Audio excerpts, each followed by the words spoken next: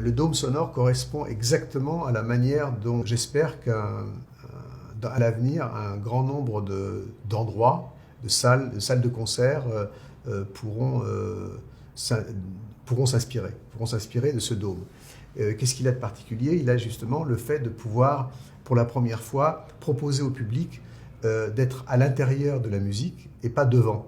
Depuis des siècles, finalement, en tant que compositeur, mais aussi en tant qu'audience, on a un rapport frontal au son. C'est-à-dire que quand on compose pour l'orchestre, on visualise l'orchestre en face de soi, avec les cordes d'un côté, les percussions au milieu, les bois de l'autre. Quand on va aux salles de concert, c'est la même chose, on a l'orchestre en face de soi. Et pour les musiques actuelles, on a soit les haut-parleurs stéréo en studio pour composer, soit quand on va dans un concert ou un festival, on a la sono en face de soi. Et finalement, on a un peu la relation qu'on peut avoir avec une peinture par rapport au son, ce qui est quand même paradoxal, dans la mesure où la manière dont on vit le son au quotidien, c'est justement à 360 degrés. C'est-à-dire qu'on est entouré de sons dans la rue, à la campagne, où que l'on soit. Et ce qui est étrange, c'est que finalement, on se soit limité au fil du temps, nous les musiciens, et nous les amateurs de musique, à finalement une relation qui n'est pas la relation naturelle qu'on a avec le son dans la vie de tous les jours.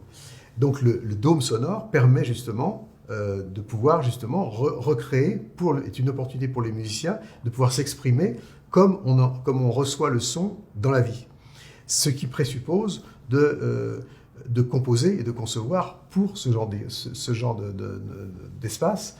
Et ce qui a été le cas, et ce qui est le cas de mon dernier album Oxymore, qui est, je pense, un des premiers albums de cette dimension à avoir, où en fait je suis parti de zéro, depuis le départ, pour créer l'orchestration, l'arrangement et la musique d'Oxymore, donc en 360, c'est-à-dire de me dire, je ne vais pas commencer à avoir des sons à droite que je vais faire bouger à gauche, mais au contraire, d'avoir éventuellement une partie de mon orchestration qui se trouve éventuellement derrière moi à gauche pour le faire venir au milieu ici à droite et à une certaine vitesse. Et donc, c'est toute un nouveau langage qui s'offre aux compositeurs et aux créateurs et qui, évidemment, souhaite le partager dans des conditions optimales avec le public. Et donc le dôme sonore est un exemple parfait justement de la manière dont je pense on va écouter la musique et on va recevoir la musique et là aussi grâce auquel on va pouvoir aussi la